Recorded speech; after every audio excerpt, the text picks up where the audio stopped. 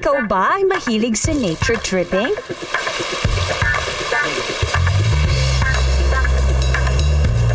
Mahilig maligo sa dagat at lumapa sa beach?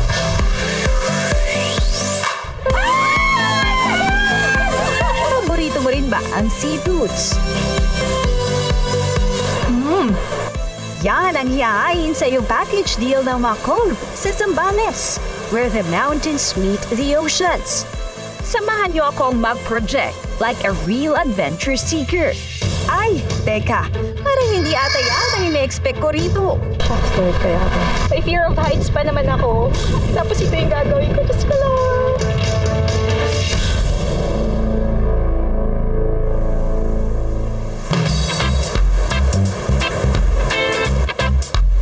It's early morning dito sa San Antonio sa Zambales at mula dito sa Barangay Pundakit, magbabangka nga tayo ng 1 to 2 hours papunta sa unang cove na ating bibisitahin ang Silangin Cove. Let's go!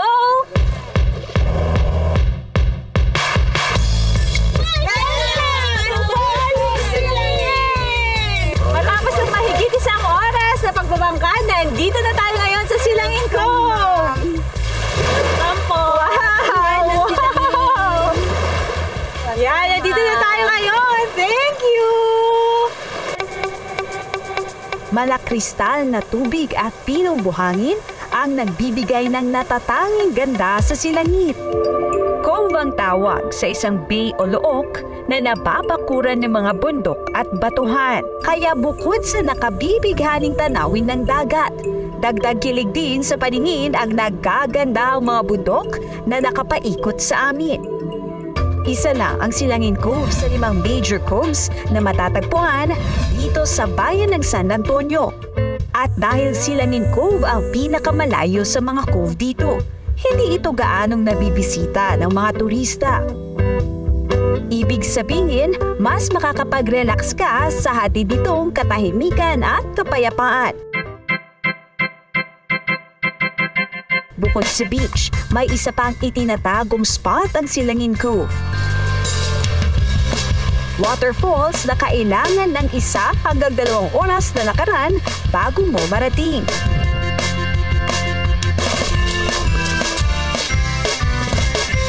Malapit na daw tayo dun sa falls na pupuntahan natin. Kaya pa, Mars? Medyo parang gusto ko na sumuko. Kakatayin ko yung gusto ko nang bumitaw.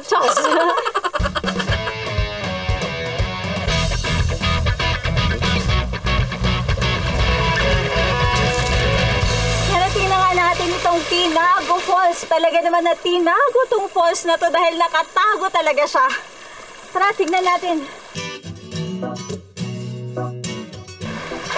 Talaga naman napakasarap pagtampisaw dito matapos ang halos 2 oras na pagtetrek. Napakalamig ng tubig, napaka-refreshing sa pakiramdam. Ayan!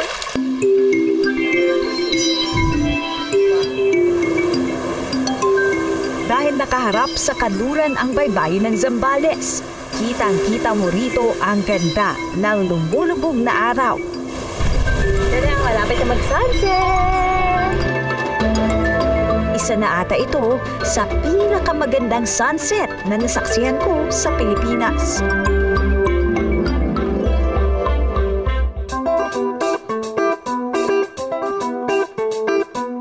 After ng buong araw na mga ginawa natin dito sa Silangin Cove, syempre, very rewarding ang dinner natin ngayon. May pa-boodle fight! Syempre, sisimulan na natin dito sa Talakitok. Ang harap, parang sobrang fresh nung. Sarap. Siyempre, titikman din natin itong crab nila dito. Ayan.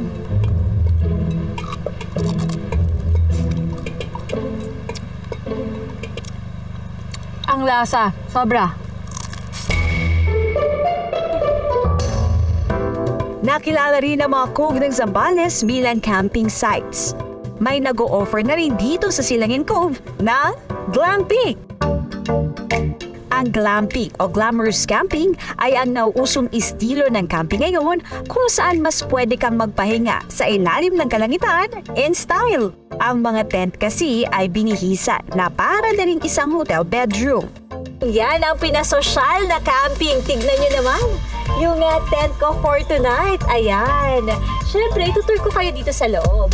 Ayan, dito sa loob, makikita nyo, pagpasok pala, may mga pa-candles pang ganyan. At, eto na nga, yung kama!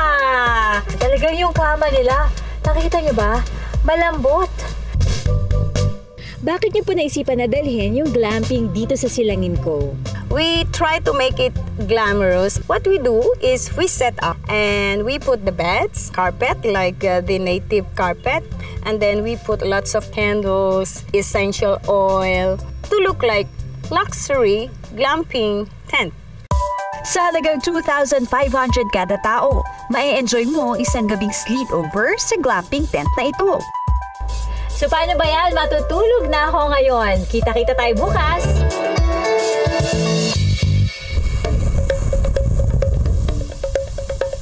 And we're done here dito sa Silangin Cove. Talaga namang na-enjoy natin kahapon dito At ngayon naman pupunta tayo sa isa pang cove sa Nagsasa Cove na 30 minutes away daw dito. At syempre magbo-boat ride tayo ulit.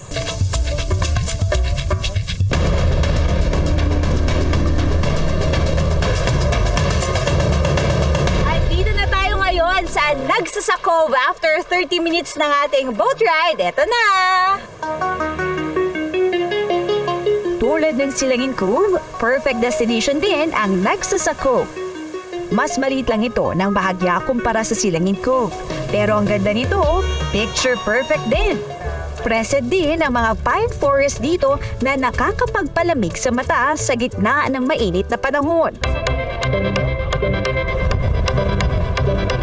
Hindi rin magpapahuli ang Nagsasa Cove sa kanilang water activities. Siyempre, si Cap Joseph at tutulungan niya nga tayo at sasamahan siyempre na makapangisda. Saan po ba tayo ngayon pupunta? Actually ma'am, bait fishing lang po tayo sa malapit between dito sa shoreline. 50 meters po bago tayo mag-fish. Okay, let's do this! Tara po! Sakay ng speedboat na ito na pwedeng rentahan ng 6,500 pesos per hour, pwede kang mangisda gamit ang fishing rod. Nandito na tayo sa location, Cap? Yes ma'am, bali mag-start po tayo 12 meters yung target ng bottom natin. Ito na nga yung gagamitin nating fishing rod. Ayan ha. Tapos yung bait, andito na rin. Prepare na ni Kuya. Mga isda raw yung gagamitin natin na bait. Kasi mas mabilis ba makahuli pag ito? Mas mabilis po yan kasi nakaamoy po ng isda yung... Oh, meron na! Oh my God, meron na ba talaga? Wala! So nautakan ako. Kinain lang yung bait. Sabi ko na meron eh. Magdadagdag tayo ng bait pa. Tay-tay. Sana may mahuli tayo. Para may makain tayo. Actually, first time ko talaga na mamingwit. Nakakatuwa naman pala. Parang relaxing. Maya-maya pa, may nahuli na ang mga kasama ko sa speedboat. Samantalang ako, mukhang aabutan na naman ako ng sunset dito ha. Wala pa rin akong huli. Lumipat tayo ng spot kasi sabi nila mas marami raw ditong mga isda. So susubukan natin. Pero walang uuwi hanggat walang nauhuling isda. Patience is a virtue, ika nga. It's worth the wait. Kaya naman after 75 years, Yan! Gumagalaw na!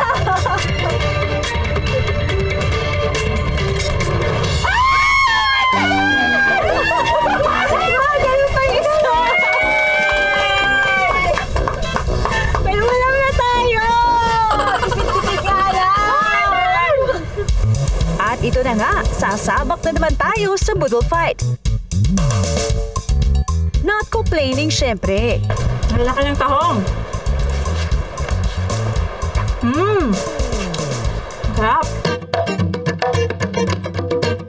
Ang sarap talaga kumain pag ganito. Magandang view, mahangin. Talagang mapaparami ako nito sa pagkain. At syempre, ang highlight ng pagbisita rito sa Nexus sa Cove, susubukin ang tapang mo. Kakayanin ko kayang tumalon sa cliff na ito? So magka-cliff dive tayo ngayon. Ayan. Diyan tayo tatalon ngayon. May mga level. May level 1, level 2, level 3, level 4, and level 5 para dun sa mga expert na. Sa mataas. Dito na lang yata ako para hindi ko kaya tumalon, guys. Bakit ko pa ito ginagawa sa buhay ko? Oh my God, tatalon na tayo. Tinutulungan ako ni Kuya kasi natatakot ako. Nasa level 4 ba to? Opo. Nasa level 4 tayo. Ayan, sila Kuya. Shucks, ba't ko ba ito ginagawa sa buhay ko? Hindi ako athletic na tao. Hindi rin ako parang yung adventure seeker, ganyan. So, ito yung first time. Kuya, baba ka na doon! Dapat ma-feel nyo itong lahat. Nanginginig yung tuhod nyo. Nanginginig yung buong pagkatao nyo. Yung tatalon kayo bigla. May fear of heights pa naman ako. Tapos ito yung gagawin ko. Diyos ko lang.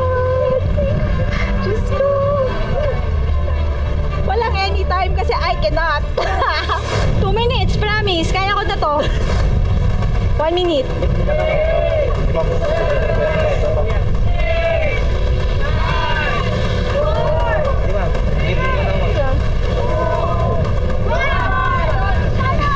Isa pa, isa pa. Sige na, isa pa. Last. Last, last, last. Super, super last, super last. Ito, promise na to. Isa pa, promise. Last na, super, super. Promise, promise. Malapit na to. Malapit na talaga to.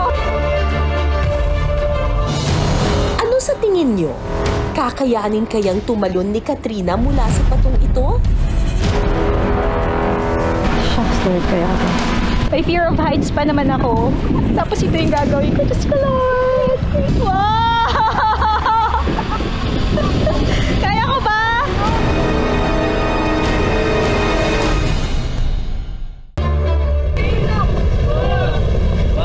Super! Super last! Super last! Ito, promise na to. Isa pa, promise. At mukhang hindi ko na nga kakayanin dito sa level 4 na aabot sa 18 feet ang taas. Kaya naman hindi na ako nagtapang-tapangan. Sa level 1 na lang muna tayo.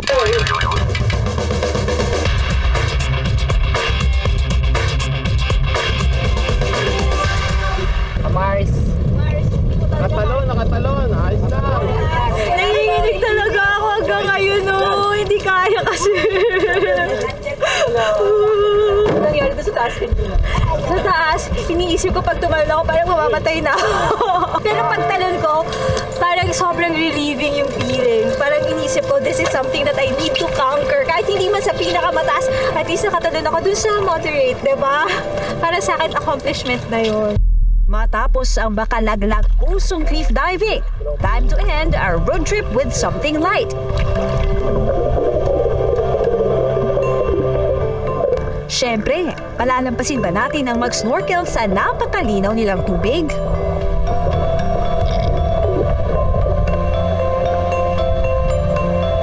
Ang mga coves sa Zambales, tahanan din para sa napakaraming sea creatures. At yan ay dahil napanatili nilang malinis ang kanilang mga katubigan. Nakakatuwa kasi di ba karaniwan hindi natin na-appreciate yung mga nasa ilalim ng dagat, pero pag nagsusnorkel ka pala nakikita mo yung mga isda, yung mga corals, tapos mas na-appreciate mo yung beauty sa ilalim nga ng dagat, kaya parang it's very relaxing. Minsan parang nakakalimutan mo na yung oras, hindi ko alam, parang 10 minutes na pala akong nagsusnorkel, ganon. Kaya maganda, it's really a must try, kailangan subukan nyo.